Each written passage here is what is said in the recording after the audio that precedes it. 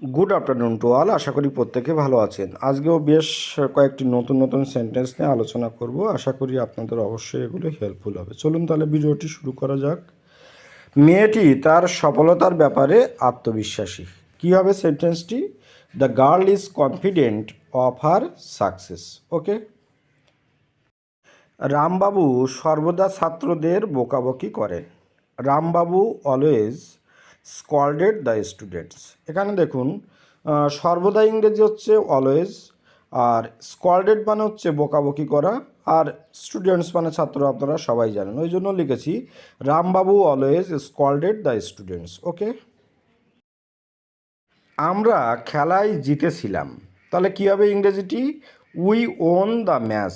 এখানে দেখুন, উইন মানে হচ্ছে জয়লাভ করা, এবার জিতেছিলাম পাস্ট টেন্স, ওই জন্য এখানে ওন কথাটি ব্যবহার করা হয়েছে। ওকে। ধৈর্য ধরো। কী হবে ইংরেজিটি? চেক ইওর টেম্পার, বা এটাকে অন্য বাংলাও হতে পারে যে আপনার ধৈর্যটি ধরুন, বা আপনার রাগকে সংবরণ করুন। এইরকম ধরনের সেন্টেন্স যখন থাকবে আমরা কি লিখতে পারি? চেক ইওর টেম্পার, বা আপনার মেজাজটি ধরে রাখুন। ওকে। আমি একটি চাকরির চেষ্টা করছি। I am trying to find a job. Okay. এখানে দেখুন, চেষ্টা করা ইংরেজি কি? ট্রাইং টু ফাইন্ড, আর জব মানে চাকরি, ওই জন্য আমি লিখেছি I am trying to find a job. Police কেসটি তদন্ত করছে। কী হবে ইংরেজিটি? Police is investigating the case. Investigate মানে হচ্ছে কি? তদন্ত করা। যেহেতু কন্টিনিউয়াস, প্রেজেন্ট কন্টিনিউয়াস মানে বর্তমানে চলছে, ওই জন্য লিখেছি আমরা ইনভেস্টিগেটিং। ওকে।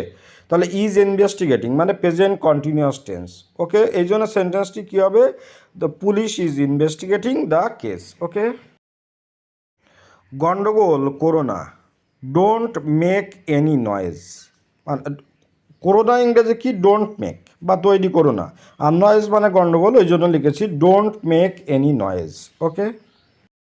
আমি কখনো মিথ্যা বলি না। আই নেভার টেল এ লাই। কখনো বলি না মানে কি? নেভার টেল, আর লাই মানে মিথ্যে কথা, ওই জন্য লিখেছি আই নেভার টেল এ লাই। ওকে। মানুষ হয় সব থেকে বুদ্ধিমান প্রাণী। Man is the most intelligent animal. এখানে দেখুন, ইন্টেলিজেন্ট মানে হচ্ছে বুদ্ধিমান, আর সব থেকে মানে সবার থেকে, ওই জন্য লিখেছি most intelligent. Okay. Superlative degree এখানে ইউজ করা হয়েছে, ওই জন্য সেন্টেন্সটি লিখেছি man is the most intelligent animal. Okay. তুমি কি আমার বাড়ি আসবে? কি এটা? ইন্টারোগেটিভ সেন্টেন্স, কোশ্চেন করা হচ্ছে যে তুমি আসবে কি না। তাহলে লিখতে পারি will you come to my house. Okay. আমি গতকাল তোমার বাড়ি গিয়েছিলাম। I went to your house yesterday. Okay. গিয়েছিলাম মানে কি? পাস্ট, ওই জন্য গোর পাস্ট ফর্ম হচ্ছে ওয়েন্ট লিখেছি। ওকে। আর ইয়েস্টারডে মানে হচ্ছে গতকাল, ওই জন্য আমি লিখেছি I went to your house yesterday. Okay. ডাকাতেরা গহনা নিয়ে পালিয়েছিল। কি লিখতে পারি ইংরেজিটি? The robbers escaped with the ornaments. এখানে এসকেপ মানে হচ্ছে পালানো, রবার্টস মানে ডাকাত, আর অর্নামেন্টস মানে হচ্ছে গহনা। ওকে। ওই জন্য আমি লিখেছি the robbers escaped with ornaments. Okay.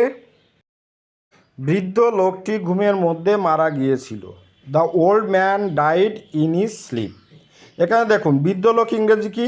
The old man, আর ডাইড মানে হচ্ছে মারা যাওয়া, ডাই মানে মারা যাওয়া, এবার মারা গিয়েছিল মানে পাস্ট টেন্স এখানে ইউজ করা হয়েছে, ওই জন্য আমি লিখেছি ডাইড, আর ঘুমের মধ্যে ইন হিজ স্লিপ, ওই জন্য সেন্টেন্সটা লিখেছি the old man died in his sleep. Okay.